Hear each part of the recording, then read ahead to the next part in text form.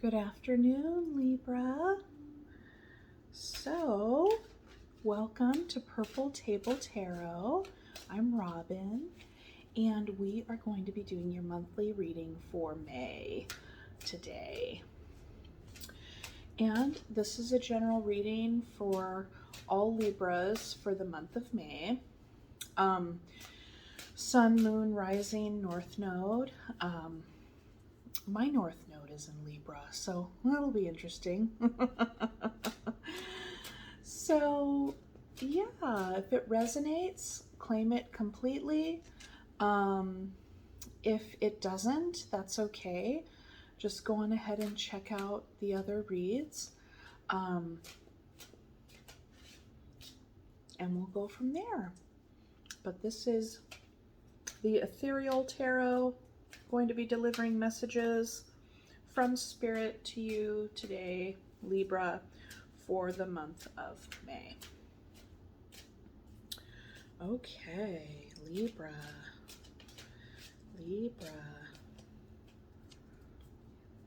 Air sign, justice, balanced, scales. Libra. Spirit, what messages do we have for Libra? What messages do we have for Libra today? What message do we have for Libra for the month of May?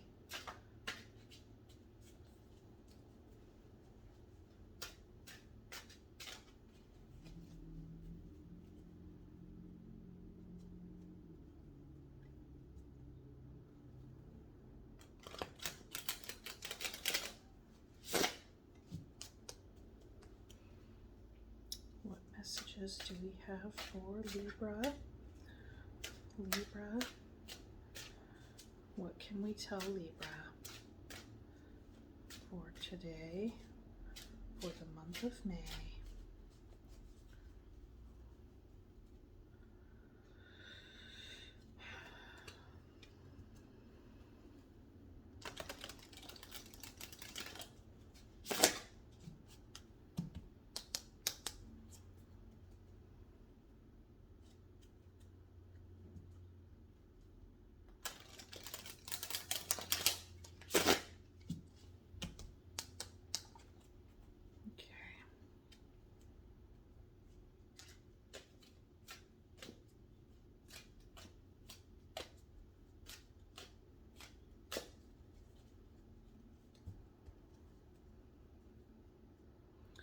Feeling like I just have to keep shuffling these for some reason. Like they're not ready yet.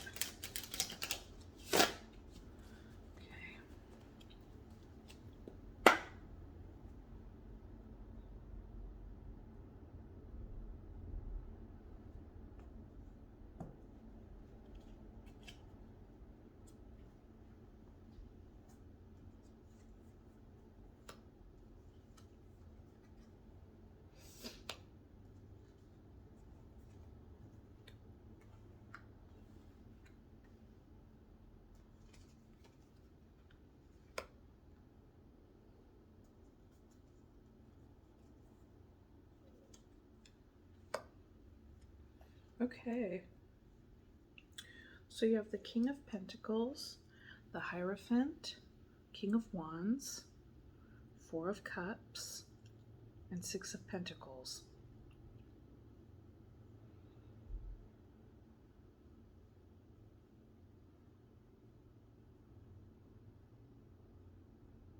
So Libra, this could be a partnership here.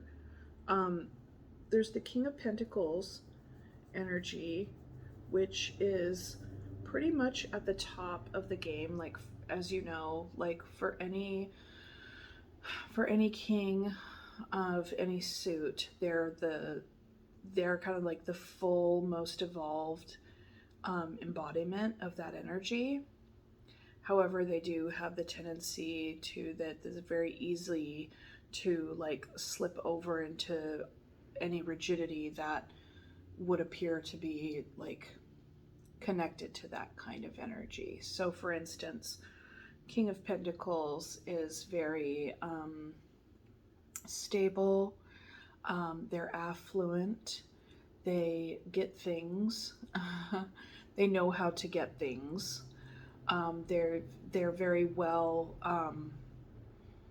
They're very good with money. Very wise investors.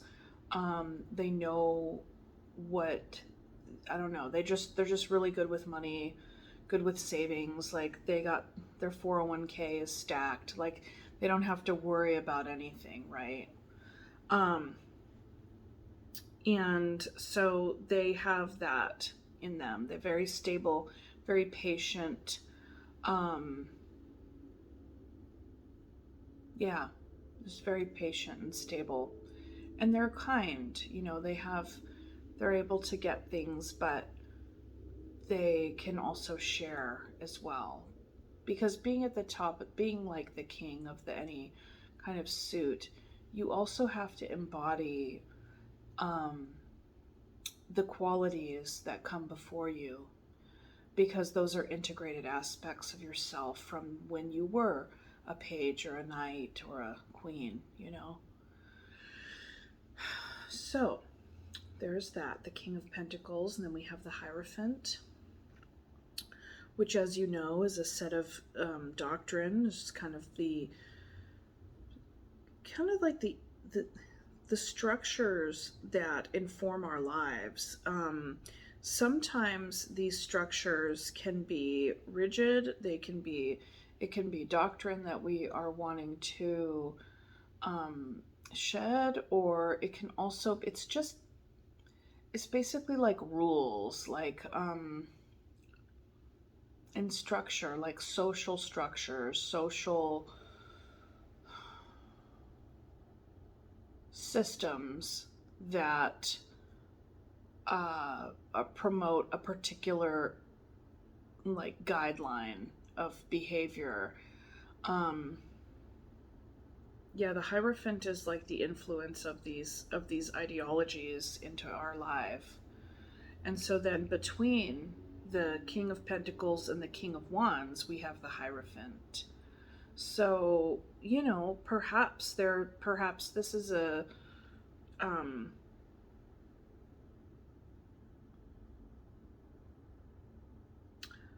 so basically it's like the two energies. It could very well be like a same-sex relationship, which is totally, and they could, because that's what I'm getting. And then in the middle there's the Hierophant, so it's like maybe there's a relationship here that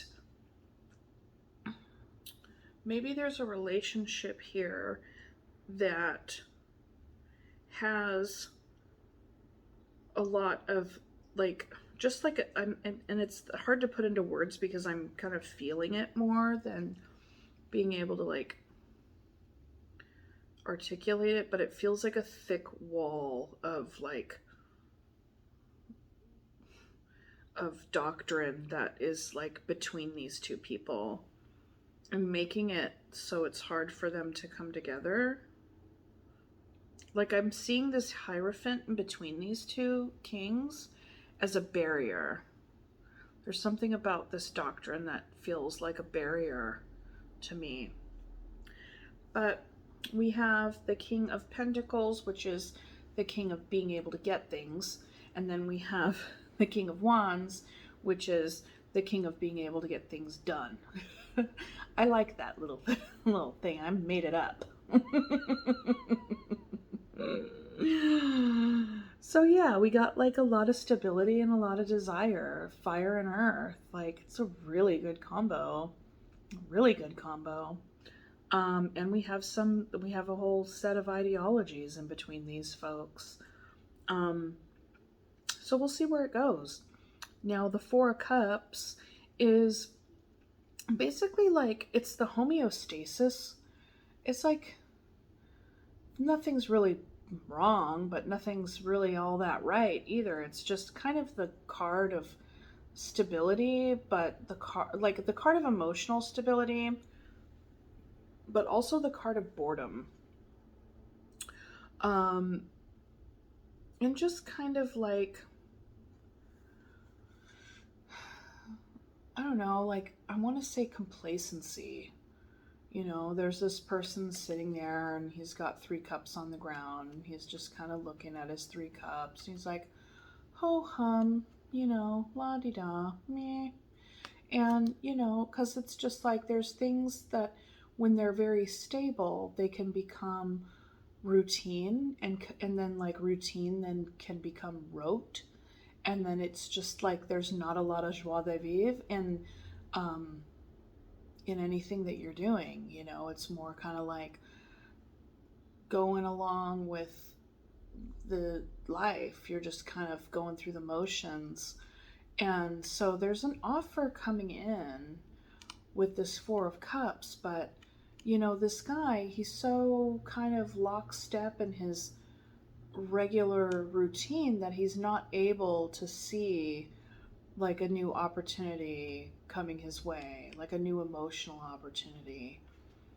Um, so that's that piece. Just kind of blindly moving along through life in the drudgery. What's that other word?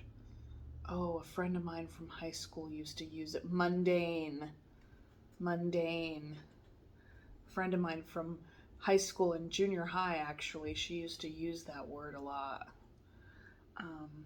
So this, we have the 6 of Pentacles. So, you know, there's fairness and there is sharing, generosity, wise investments, also frugal investments. You're not going to be giving it all away. You're going to be keeping some for yourself, because this is a very strong card, especially with regard to paying attention to what one needs themselves. And I really like the 6 of Pentacles for that. It's like you're going to share, but you're not going to be giving it all up. And you're also not going to be a doormat for anyone. You're not going to let yourself be taken advantage of. When you give out, when you share, you do it mindfully. You do it mindfully. And you don't do it begrudgingly. You do it because you want to. You don't do it begrudgingly. It's a very generous and fair card. Yeah, energy.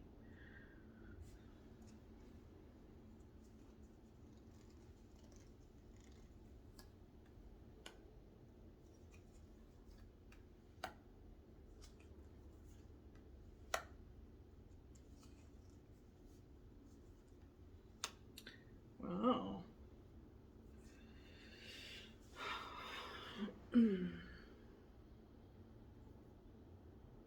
So we have the Wheel of Fortune. So this is a lot of major arcana.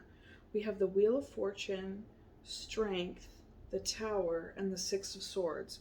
So basically, the Wheel of Fortune has spun, and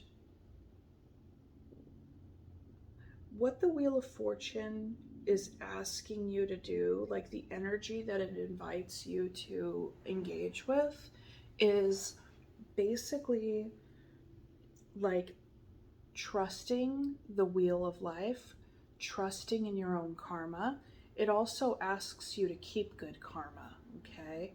Because it's kind of also like what goes around comes around. And so in your life, if you live in alignment with your truth, like your head and your heart and your intentions, and you're living in alignment with that, you can't go wrong. Like, you really can't. It doesn't mean that every single thing that you engage in is gonna like come up roses and you're never gonna have a bad day, or you know, every single investment you make is gonna yield many happy returns. Like, it's not about like, oh, I'm gonna just live the life that I need to live in order to be happy all the time. Like, that's not realistic.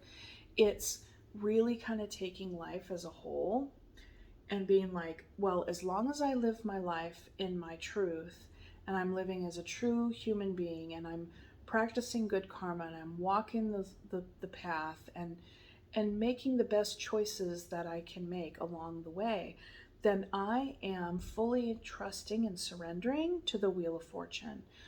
the wheel. It's like the wheel of life, things are coming, and it invites you to engage with life with a very go with the flow kind of energy. Not overly passive, where like, oh, like life is just going to happen to me, but like finding the middle way of making your choices, but also surrendering to the circumstances that surround that, and also surrendering to the outcomes of those choices, like really trusting, and that really trusting that it's all working out the way that it needs to. Okay, that's the Wheel of Fortune. And so you're being invited to live that way and to be mindful of that and trust that it's okay,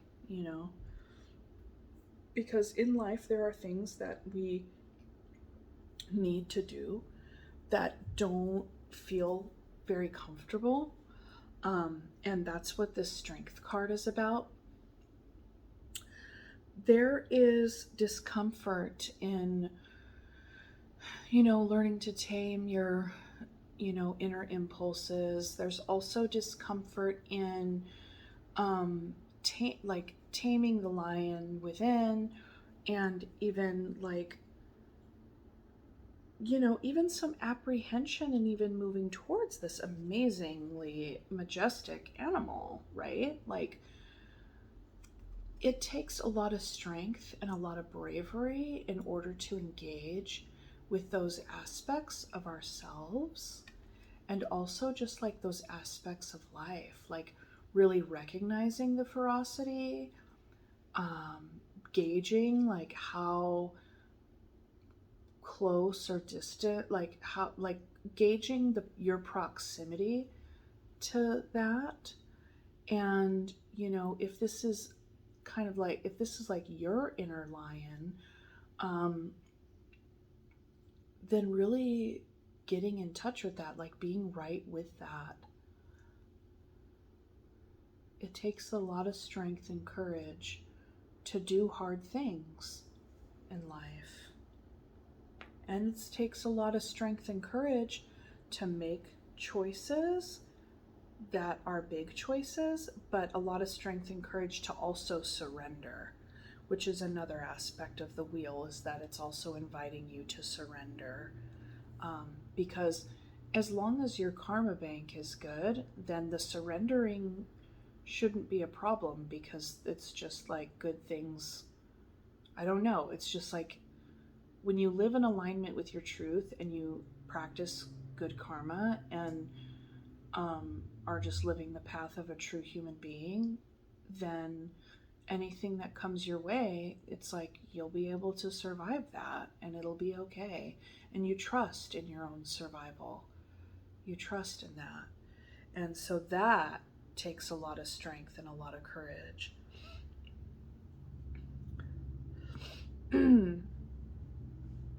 The Tower comes after that.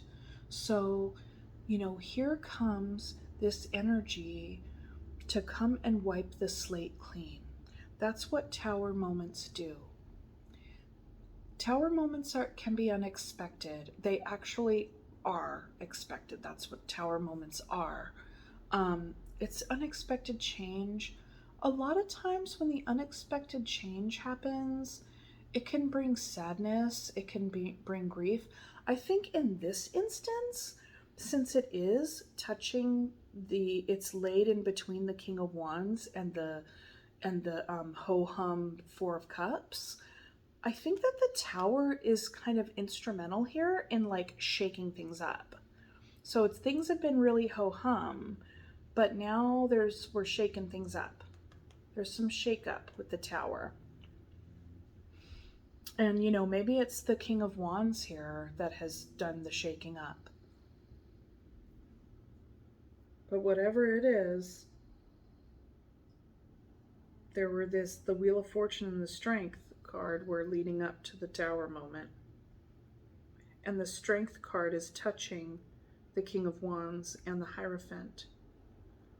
So, I'm thinking maybe the King of Wands got in touch with, so it looks to me like the King of Wands in this read, whether that's you or your partner, really was taking in, was reflecting and meditating a lot on how their life has been going and how that has been informed by their doctrine, and if they've been living in alignment with their core truth, if they've been living in alignment with their core values. Because the King of Wands is such a fiery character and a fiery driven archetype that the ho hum is not going to fit.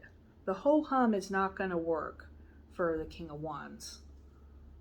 Ho hum ain't going to work for the King of Wands. So, it would appear that the King of Wands summoned up some inner strength to bring about a tower moment.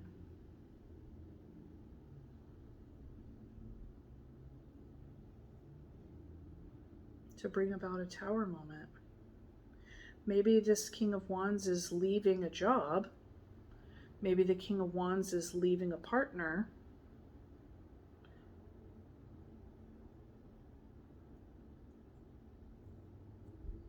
But either way, they've been feeling stagnant and they've been feeling bored, and they needed to muster up their courage to get going, because here we have the Six of Swords.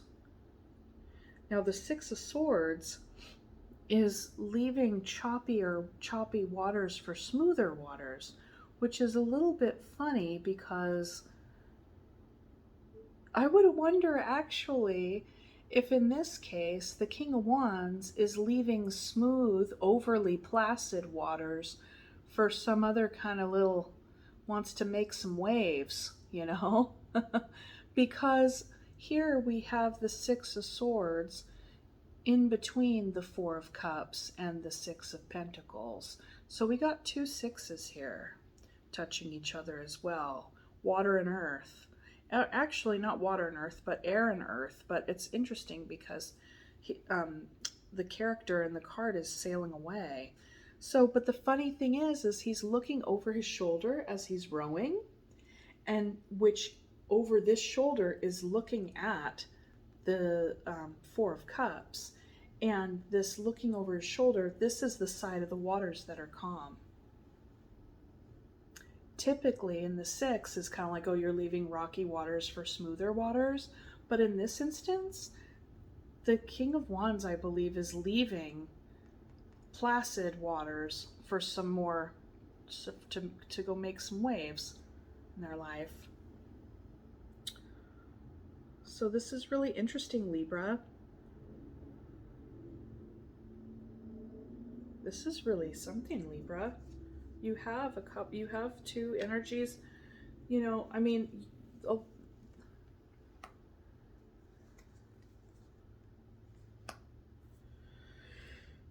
have two energies at the outset. So I really feel like this is two different people.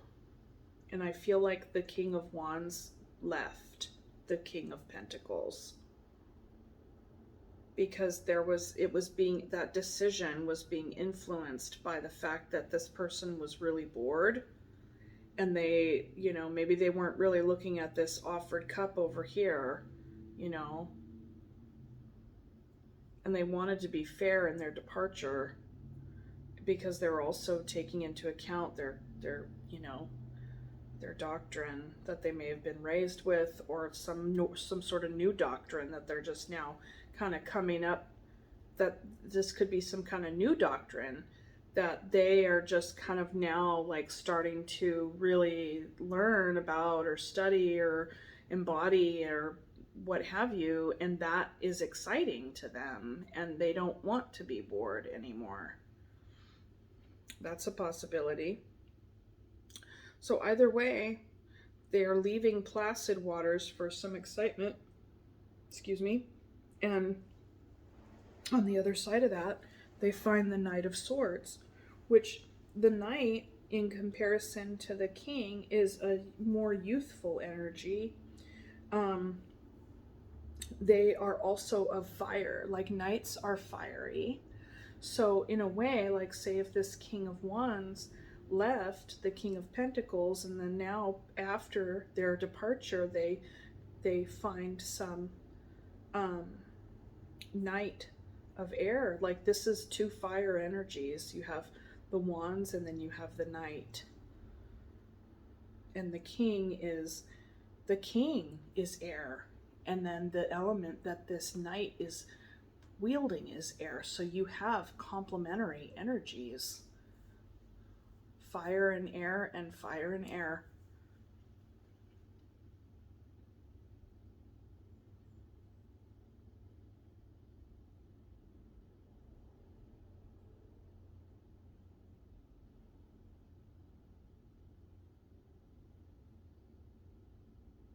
Another aspect of this is like perhaps the King of Wands was leaving the placid waters in order to get back in touch with his knighthood. You know what I mean? That could also be a part of it too. Maybe there was something about this experience up here that was making him feel very old and very bored, and we didn't want to feel past his prime. So he needs to kind of get out and kind of get back in touch with his younger fire and his younger air. That's a possibility too. Because right after that, we have the Six of Wands, which is like the recognition card. The Six of Wands is like, here's this super confident dude on top of this horse. And that's the thing. So this is Wands energy. And we basically have this young prince. Like, this isn't a king on top of this horse. Like, this is the inner, the young man. This is the young man that, grew up to be the king. So, maybe this king, like I said, wants to kind of go back and get back in touch with his youthful self. Because there was a lot of recognition there. There was a lot of verve. There was just more excitement. There was more stuff. More joie de vivre, and like confidence and almost a little bit of arrogance, some arrogance happening there. But that's interesting because the King of Wands is right up over the Six of Wands. And there's this younger version of this king. And then we have the Lovers. So the Lovers will typically, of course, it denotes commitment and coupling and all those things, but it also denotes being at a crossroads and having a big decision to make. So, leaving for more exciting shores, and then coming up with the Knight of Swords and the Six of Wands. The Six of Wands just feels so much like another person energy. It feels like a court card to me.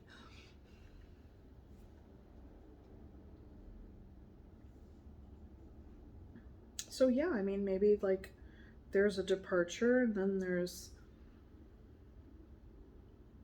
getting back in touch with the youthful energy and finding a new lover, having recognition.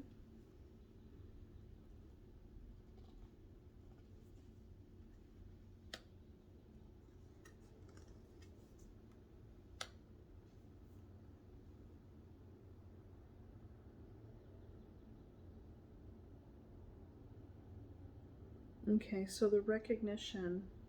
So then after the Lovers, there's this Four of Pentacles energy, which the Four of Pentacles is a very... It's a very... I mean, this person in the card doesn't seem like they are fiercely guarding their coin, right? But they are holding it down. Like there is there is a guarding of the coins. So this energy really says that, you know, this is the Four of Pentacles. This isn't the time for the Six. This isn't the Six. There's no sharing going on here, and that's okay. For whatever reason, Libra, you need to be in this space and stay mindful of your money and your stability and your practical needs, and just really wanting to like pin that down and hold that down is perfectly fine. Sometimes this card is referred to as like the greedy card, but I don't see it that way. I see it as like the self-preservation card. You know, because there have been times you've been generous before, you'll be generous again, but right now you got to batten down the hatches and you got to stay mindful of your things. And you know, there's just kind of also like a little bit of a going inward with regard to that, which is, you know, it's like 4 anyway, you know. So you have like 2 4s. And then that's the thing. You had the 6 of Wands, the 6 of Swords, and the 6 of Pentacles. And then in between that, you had the major arcana of the Lovers, which is a 6.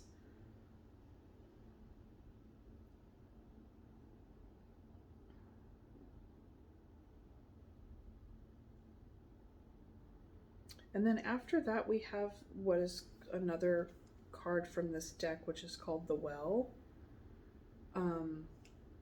It's basically a made-up arcana of number 22.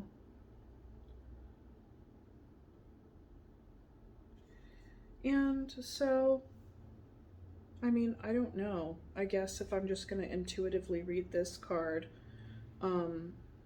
sometimes some people who make decks like to do that. They just throw in an extra stuff, throw in extra cards. So I guess we could kind of read it as like an oracle. I'm always a little hesitant to read it as another major arcana because it's kind of like, well, you know, the arcana is like it's a karmic cycle, you know, and you don't just get to add extra steps on the end of a karmic cycle. I don't know. I don't know. Whatever. That's just me.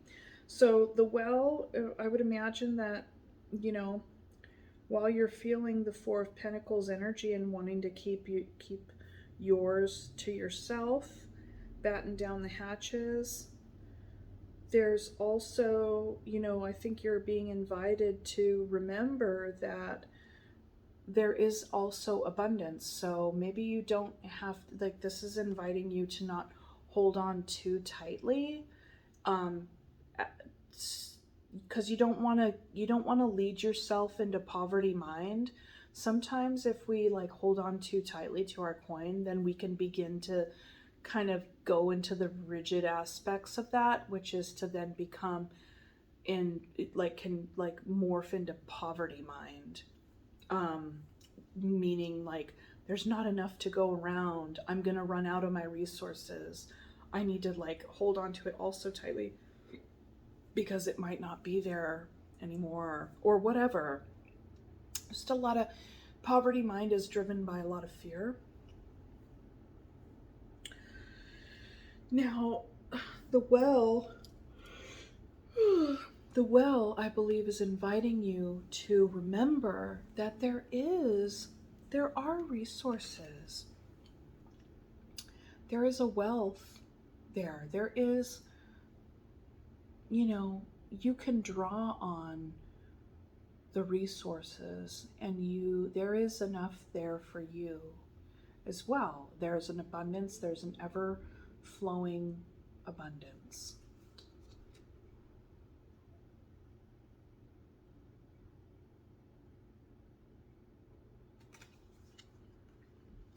So no need to slip into poverty mind. And this could also be inviting you to draw on the well of inside of yourself, to remember and to remember your own inner resources and to not be selfish with those inner resources, because that's something that's always in supply for you. But those are the things that you definitely do need to share with other people.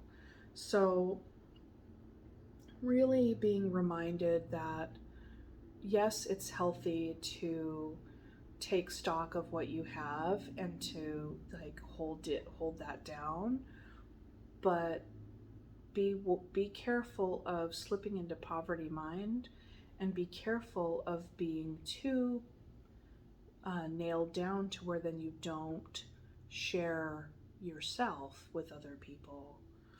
You don't want to breed distrust inside of yourself, because the Knight of Cups, the Knight of Cups, there's somebody coming in here with a love offer for you. There's somebody coming in here with a love offer for you.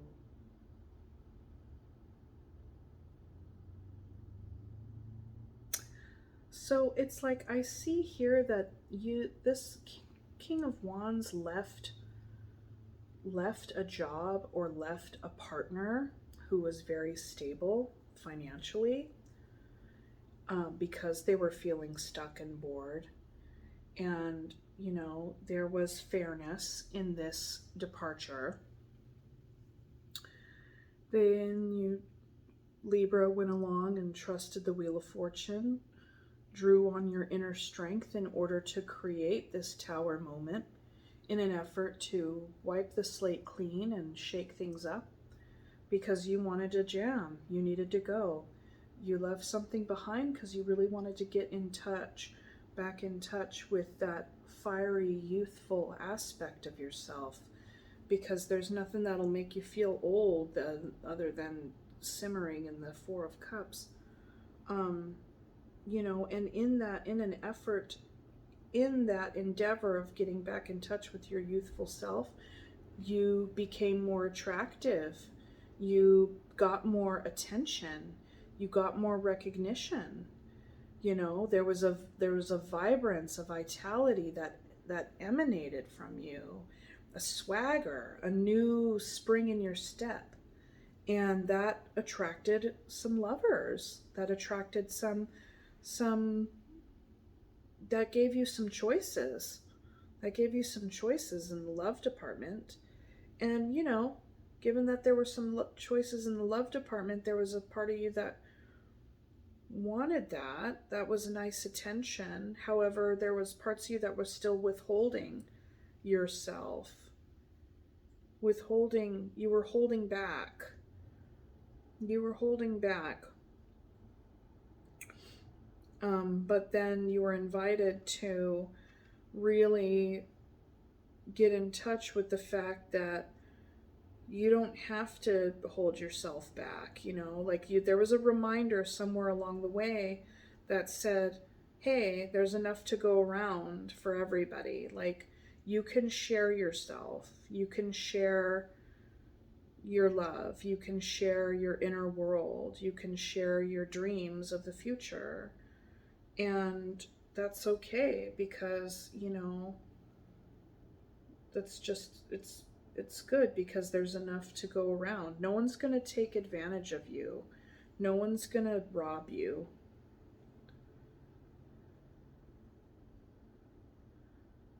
There was a fear of being robbed, or like a fear, maybe not just robbed financially, but I'm talking more like emotionally and spiritually.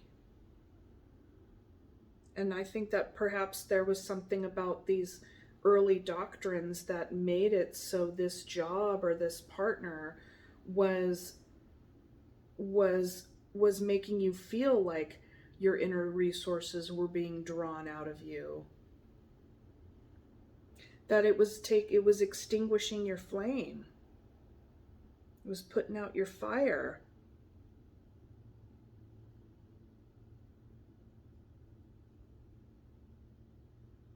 It was putting out your fire, so you didn't want to repeat that, but you did want to go. So you're going through this process and you're being asked to see the future for what it is and not a reflection of the past. We always have to be wary because we do have a tendency to pick the same kind of partner again and again, because we're constantly recapitulating a lesson in order to heal ourselves and in order to learn. So I think that there's an aspect of healing on this path for you, Libra, that you're being reminded that it's okay and that your future is what you want to make it, and with who you want to make it with. And it doesn't have, don't let past hurts inform and become projected or reflected on people that are coming into your future, because you will be given a love offer. The Knight of Cups is on the way. The Knight of Cups is on his way. And it's an energy of youthful energy. But you guys match in terms of verve and drive. So you have drive of, ideas and energy, and this person has drive of emotions. They're very loving, very charming. Oh gosh. They're just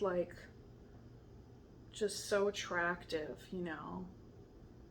So you also want to keep your wits about you still just a little bit, because sometimes they can be Mr. Right, but they can also be Mr. Just right now. But yeah, it looks like somebody new's coming in, and that you're going to be staying mindful of your stuff, but also remembering that it's okay to love. So looking at these different aspects, it's like there was some fairness in your departure. You wanted to leave calmer waters first to shake things up. You had some lovers, some prospects along the way, and an invitation to recognize that, future doesn't necessarily need to be reflected in the past. And then you're their Knight of Cups at the end of that. Over here, there was this job or this partner, possibly a rigidity, and then you trusted the Wheel of Fortune could also be a part of your personal doctrine as well. And so in trusting that Wheel of Fortune, there was a Knight of Swords, kind of getting back in touch with your youthful verve, but then maybe having too much fun and beginning to feel a little scared and wanting to kind of hold things close. But then here comes the Knight of Cups with a beautiful, delicious offer, charming. You were bored, created the Tower moment, and then ended up kind of finding yourself being more attractive. Strength was tied to the Hierophant, so you either drew strength from your core beliefs, or you were brave to come to defy some of these core beliefs. Either way, you used strength, and there was a relationship between you and your core beliefs and your values, and even structural society, social values. And then once you harnessed that strength was very, very attractive.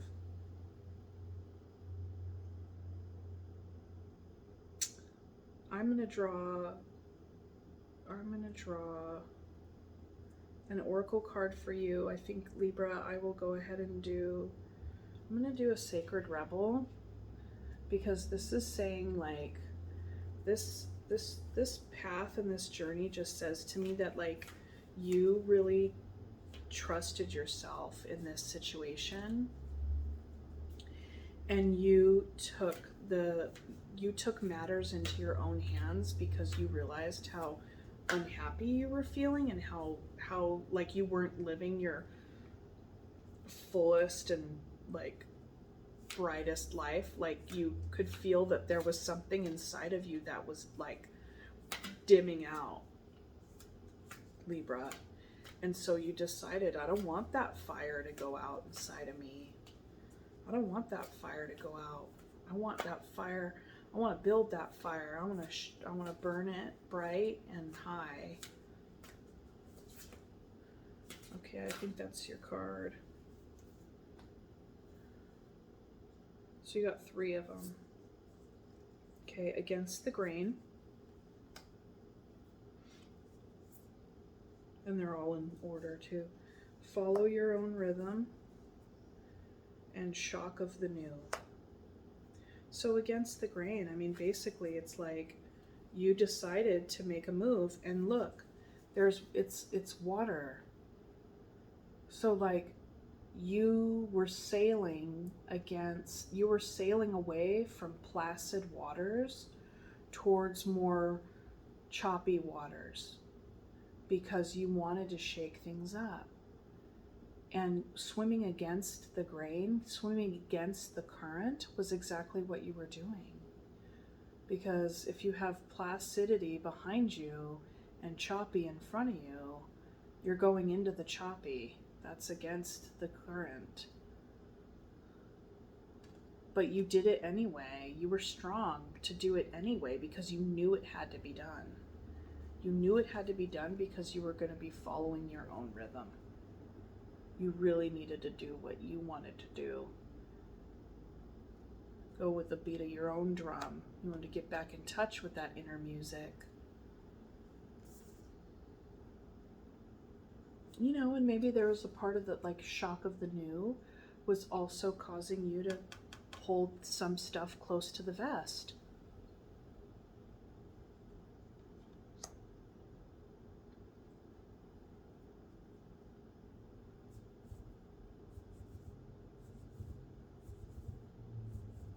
And this also talks about how things that we're used to, like there can be calm, sunny, warm growth, and then we can also have experiences where it's metallic and loud and, you know, just kind of a little bit cold and just very opposite energy, like opposite sensations. And that regardless of what kind of sensations we experience, remaining open to the entire thing and really, you know, metabolizing that and being able to be with it and just look at it straight on, you know, meet it head on. Because it's all experience, and all experience really just helps you learn and grow. And Libra, that's what I see here in this reading for you, that there's a lot of either you just went through a process like this or you're about to go through a process like this, but it's a process and it is a milestone. It is a milestone time. There's a lot of growth that's happening for you. You're really taking your life back into your own hands, it would appear, through this. So I think I'll leave it there for you, Libra. Thank you so much for joining me today at the Purple Table, and I will see you next time. And be sure to like, share, and subscribe, and leave comments and all the things, okay? So you have a really good month of May, and I'll see you next time. All right.